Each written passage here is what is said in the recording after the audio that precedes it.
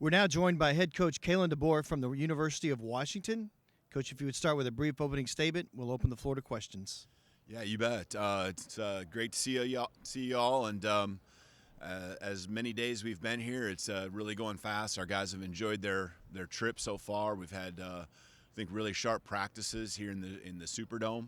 Proud of the guys' focus, and as the week's gone on, I think we've continued to just ramp up the level of just attention to detail and getting locked in, knowing that the game is quickly approaching now here as we approach what we would look at as a normal Thursday leading up to a Saturday game day. So I know I couldn't even tell you what day of the week it is right now, but that's the way we look at it. So it's been really good. I'm proud of our guys, and looking forward to one more practice here today, and then kind of more of a slower tempo walk-through, run-through tomorrow's practice, and then, of course, game kickoff. So questions? We'll open it up for questions. Please wait for the microphone to ask your question. And as always, please identify yourself by your name and media outlet. We'll start right here in the front row on the right side. Hey, Kalen, Ralph Russo from the Associated Press. This team is mostly built up of guys that you didn't recruit, or a big part of the core there. When you're rebuilding, you come into a new program, you're trying to get that buy-in. What's the most important part of selling your message and then getting the players to then sort of sell it to each other? Yeah, no, I think when I took the job, really around December 1st of 2021, along with building a staff and trying to put all that together that month, I was very intentional. And then as the staff formed as well, we were all intentional together on really sitting and listening to our guys talk, hearing what they had to say, just taking a lot of notes, thinking about those things that we were hearing, good and bad, right? And just trying to understand where the program was at, where these guys were at in what they wanted to accomplish, what their chemistry and makeup was, what UW football meant to them.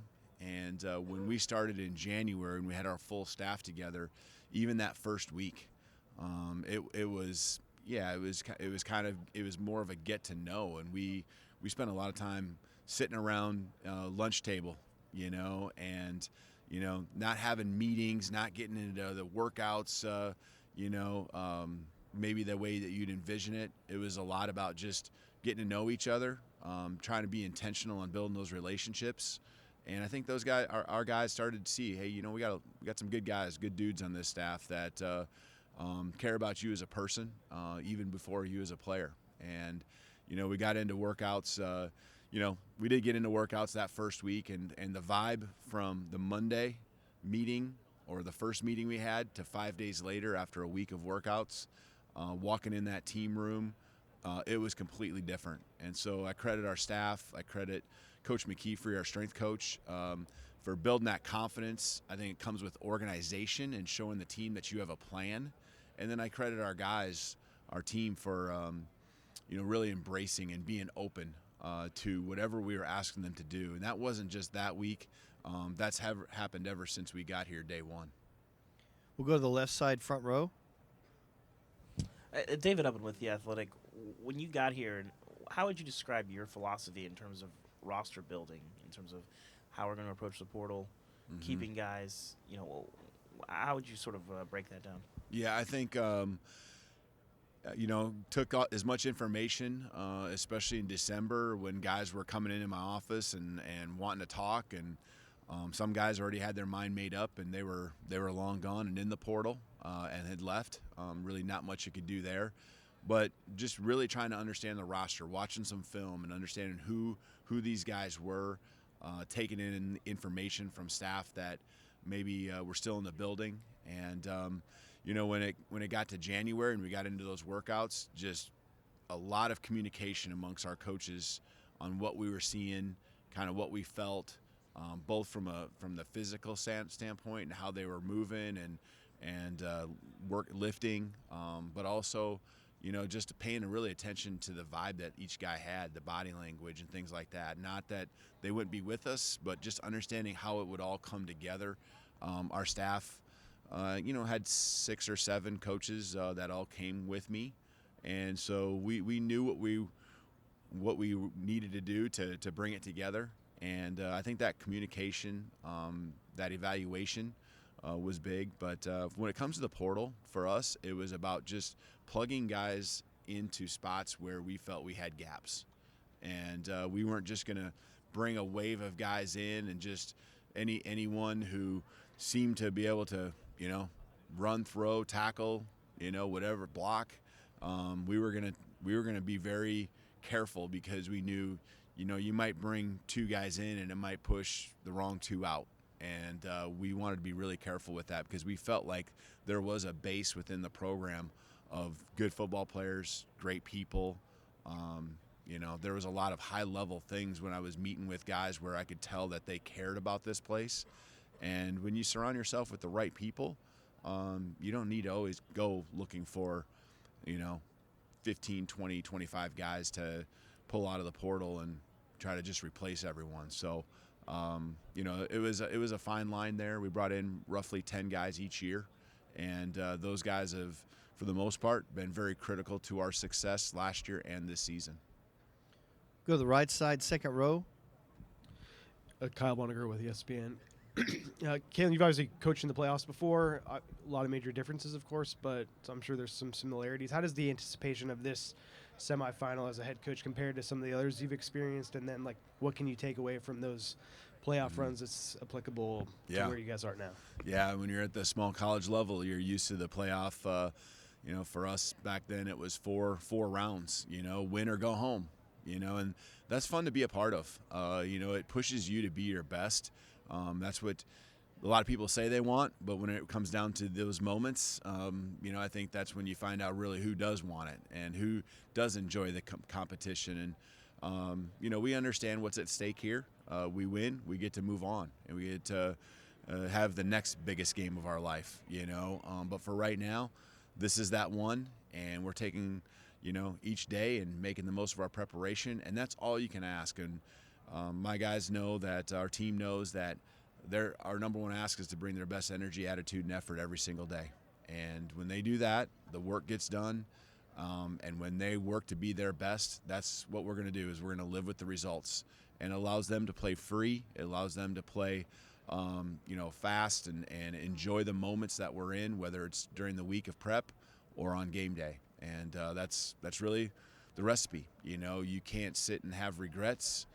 So making sure that everything you're doing, you're intentional with your preparation and your focus on the details. Okay, go to the front row, left side.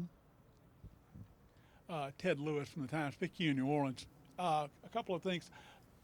I don't have to tell you, you worked your way up through some kind of low-profile jobs. What made you feel like when the Washington opening came up, hey, this is it, this is the opportunity, and I'm ready for it? Mm-hmm. Secondly, what do you have to do now? This is great. You're right here, right now. You can win the national championship, but you've got to go to the Big Ten next year. What have you done to prepare your program? How much have you thought about that? What are you going to have to do to maintain the level where you are? And finally, what does it say about Dylan Morris to stick around for this game, even though he's going in the portal and leaving you? Yeah. Well, the first question was about, I think I'd been on the West Coast for 4 years, at Fresno State, and had a really good understanding of the Pac-12. And, I think even nationally, that there's been a national championship won here. There's been other college football appearance in 2016. I enjoyed following Coach Pete during his time, kind of being on the West Coast myself. And we had a chance to play in 2017 when I was the offensive coordinator in Seattle.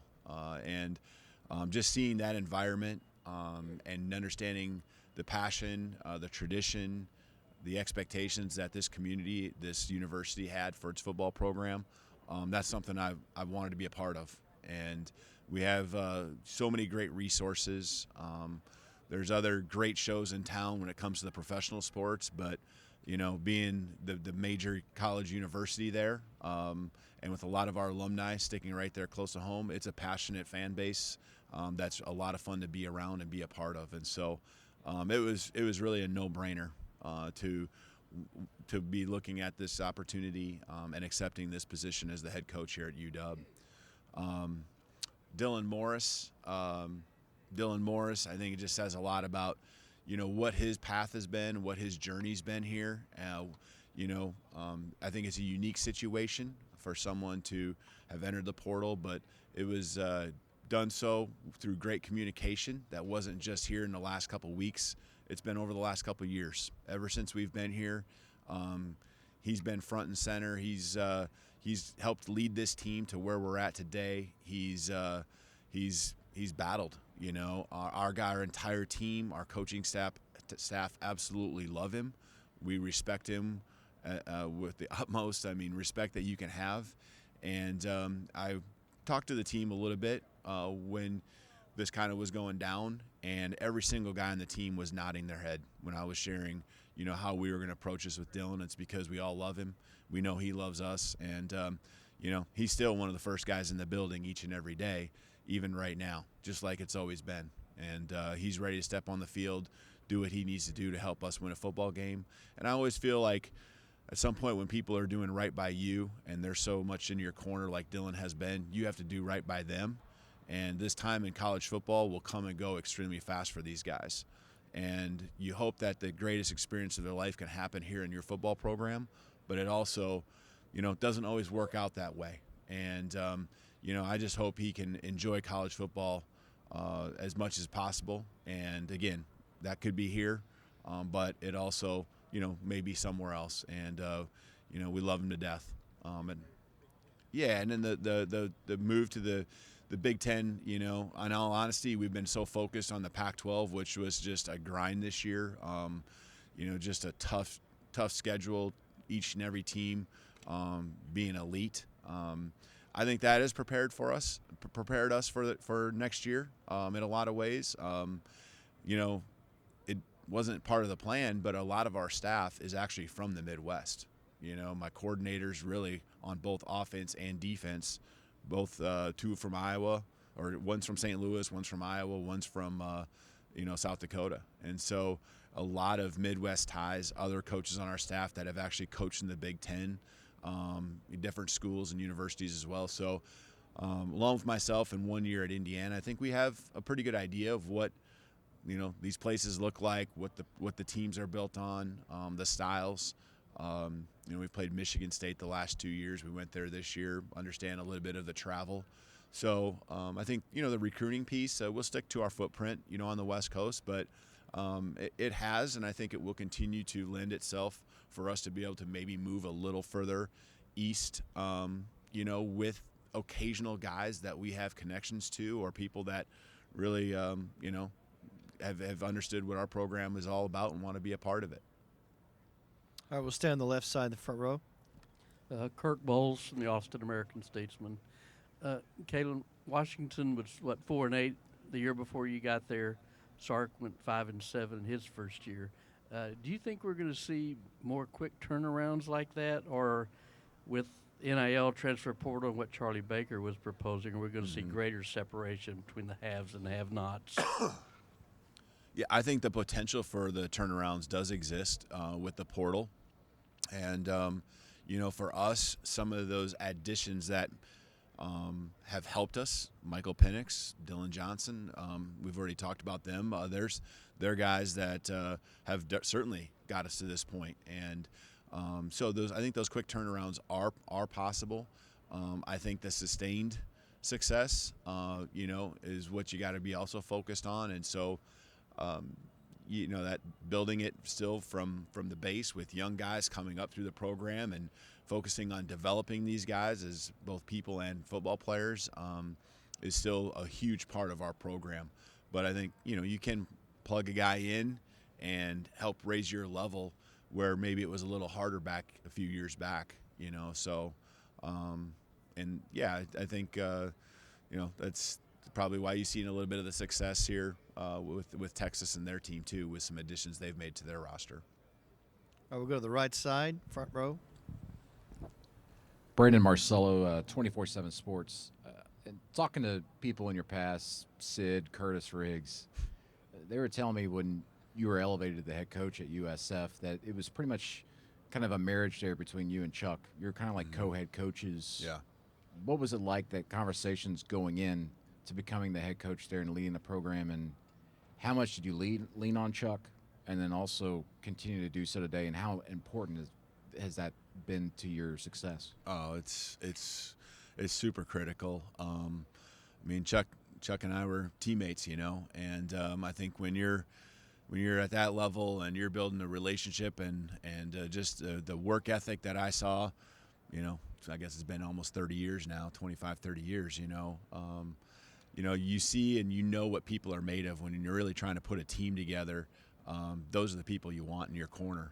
When that whole process went down back in 2005 when I took the head job, having Chuck a part of it was critical. I knew it was. He's been a part of every win I've had as a head coach. Sioux Falls, Fresno, and here. And I think that says a lot about what his impact is in this program. And those moments that and those times where we were wearing a lot of different hats at a small college. I know that shaped who both of us are, and I counted on him those 5 years there in a big way, not just to run the defense, but just counting on some insight. He's extremely smart, not just with his football IQ and mentality, but he's just really heady and understanding big picture success, whether it's team or just understanding people. And so he, back then, I even wanted to make sure that he felt good about his position. There was things that I wanted to make sure I was doing to put him up front and center, and he ran the defense along with many other things. And it's just something. When I went to Fresno, I knew I wanted him to be back a part of it. And I think the timing is everything, and the timing for him, having put in, I think, 9 years as a head coach, just helped even solidify even more the things he was telling me, the insight he would give me on his experiences now as a head coach. And that continues to this day. Things we're talking about even this morning, just are things that are in the back of my mind. And I think most of my staff, because they've been with me, they know that, the thoughts they tell me, maybe they aren't the decisions that are made in that moment, but they're things that I take very seriously and help us be very, very, very, very smart in the decisions and choices that we make, whether it's player related or scheme related, game management related. We're just all working together. I count on our staff in a big way.